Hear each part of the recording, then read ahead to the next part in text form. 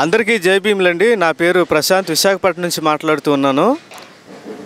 పిఠాపురం నియోజకవర్గం మల్లం గ్రామంలో జరిగినటువంటి దళితుల సాంఘిక వెలివేత బహిష్కరణ అనేది ఈ 21వ శతాబ్దంలోని మానవత్వానికి మాయని మచ్చగా మిగిలిపోయింది.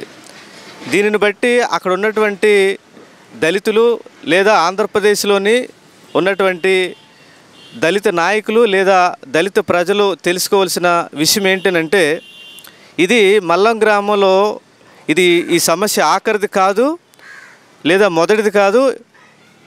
ఇక్కడి నుంచి అవి ఆగిపోతాయని అనుకోకూడదు. ఇవి మరలా తిరిగి కొనసాగుతూనే ఉంటాయి. అయితే మరి దీనికి పరిష్కారం ఏంటి అనేది కూడా ఈరోజే మనం అందరం ఆలోచించాలి. అంబేద్కర్ గారికి తన జీవితంలో ఎదురైనటువంటి ఒక వివక్షను బట్టి అతను కుంగిపోకుండా ఎదిరించి పోరాడి ఈ దేశాన్ని కాదు ప్రపంచాన్ని శాసించేటువంటి ఒక గొప్ప నాయకుడు కాగలిగాడు. ధిక్కరించిన వాళ్ళకి ఆయనే దిక్కయ్యాడు. ఈ మల్లం గ్రామంలో ఉన్నటువంటి యువత, ముఖ్యంగా చదువుకున్న వాళ్ళు, విద్యార్థికులు, సామాజిక స్పృహ ఉన్నవాళ్ళు ఆలోచించవలసిన విషయం ఏంటంటే, మీరు పొందినటువంటి ఈ అవమానం మీ తర్వాత తరాల వారు, మీ పిల్లలు, మీ మనవలు, మనవరాలు అనుభవించకుండా ఉండాలంటే ఈరోజు మీరు ఒక మంచి నిర్ణయం తీసుకోవాలి. అంబేద్కర్ గారు ఈ సమస్యని కొన్ని దశాబ్దాల క్రితమే ఊహించి ఆయన చెప్పిన మాట ఏంటంటే, దళితులకి రాజ్యాధికారం కానీ లేదా ఆర్థిక స్వాతంత్ర్యం కానీ రాలేనప్పుడు ఎన్ని చట్టాలు ఉన్నా, ఎన్ని రిజర్వేషన్స్ ఉన్నా ఇవేవి పనికిరావు అని చెప్పాడు ఆయన.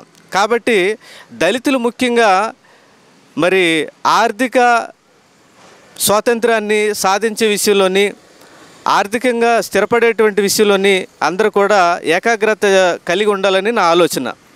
రాజ్యాధికారం మరి రావటానికి ఆలస్యం అవ్వచ్చునేమో కానీ ఆర్థికంగా నిన్ను నువ్వు మెరుగుపరుచుకోవడం అనేది, ఆర్థికంగా నువ్వు స్థిరపడడం అనేది నీ చేతిలో ఉంది. నీ ప్రయత్నాన్ని బట్టి అది జరుగుతుంది. ఆ మల్లం గ్రామంలో ఎంత అవమానకరమైనటువంటి పరిస్థితి అనంటే, కిరాణా కొట్టుకు వెళ్తే ఆ కోమటాయన ఏమన్నాడంటే, నేను మీకు సామాన్లు ఇవ్వలేను, ఇవ్వద్దని చెప్పారు, వెళ్ళిపోండి అని చెప్పాడు. టీ కొట్టుకు వెళ్తే వాళ్ళతో అదే మాట చెప్పారట, ఏమండి మీకు టిఫిన్లు అవి ఇవ్వద్దు అన్నారండి, మీరు వెళ్ళిపోండి దయచేసి అని చెప్పారట. అంటే ఎంత చులకనైపోయారో మీరు ఆలోచించండి. మరలా ఈరోజు మీరు అదే షాపులకి, అవే కొట్లకి వెళ్తున్నారు కదా, అసలు మీకు మీ ఆత్మాభిమానాన్ని మీరే ప్రశ్నించుకోవాలి. మిమ్మల్ని చీకొట్టిన వారిని, చీత్కరించిన వారిని వాడు రమ్మంటే వెళ్తూ ఉన్నారు, పొమ్మంటే పోతూ ఉన్నారు, పొమ్మన్నప్పుడు పోతూ ఉన్నారు, రమ్మన్నప్పుడు వస్తూ ఉన్నారు. ఇలాంటి పరిస్థితుల్లో ఉంటే ఇలాంటి పరిస్థితులు మరలా పునరుత్థానం అవుతాయి తప్ప అవి ఎట్టి పరిస్థితుల్లో ఆగిపోదు. కాబట్టి ఆ గ్రామంలో ఉన్నటువంటి యువతలకి నేను చెప్పే విషయం ఏంటంటే, మీరు ఆర్థికంగా పరిపుష్టం కావాలి అంటే చిన్న చిన్న పనుల కోసం మీ పిల్లల్ని ఆఫీసుల్లోనో లేకపోతే షాపుల్లోనో ఎక్కడో పనులకు పంపించకండి. కష్టమైన నష్టమైన వ్యాపారాలు చేయటం నేర్పించండి. టిఫిన్ షాపులు పెట్టించండి, హోటల్స్ పెట్టించండి, టెంట్ హౌస్లు పెట్టించండి, వీడియో షాపులు పెట్టించండి. సొంతంగా మీరే యజమానిగా, మీరే కూలీగా ఉండి అలాంటి పరిస్థితిని మీ పిల్లలకి అలవాటు చేయండి. ఇలాగ ఈరోజు ప్రయత్నం చేస్తే అది ఒక 5 సంవత్సరాలు, 10 సంవత్సరాలు, 15 సంవత్సరాల తర్వాత అయినా సరే ఆర్థిక రంగాన్ని శాసించే వ్యక్తులుగా మీరు మారుతారు. మీరు హోటల్స్ పెట్టండి, ఒక మంచి క్వాలిటీ ఇవ్వండి, మంచి టేస్ట్ ఇవ్వండి. వేరే ఎవరైనా సరే మరి ఆ రుచి చూసిన తర్వాత మరలా మీ దగ్గరికి రావాలన్నట్టుగా ఒక క్వాలిటీని మెయింటైన్ చేయండి. ఆ గ్రామంలో ఉన్నటువంటి దళిత యువతులు, చదువుకున్న వాళ్ళు ఈ సమస్యని చాలా సీరియస్గా తీసుకోండి, తీవ్రంగా తీసుకోండి.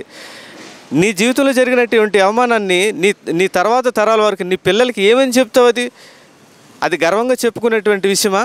కాబట్టి సమస్యను గుర్తించిన నీవు పరిష్కారం కోసం ఈరోజే ప్రయత్నం చేయాలని మనస్ఫూర్తిగా కోరుకుంటూ ఆ గ్రామంలో ఉన్నటువంటి యువతులకు అందరికీ కూడా ఆల్ ది బెస్ట్ చెప్తున్నాను. Wish you all success.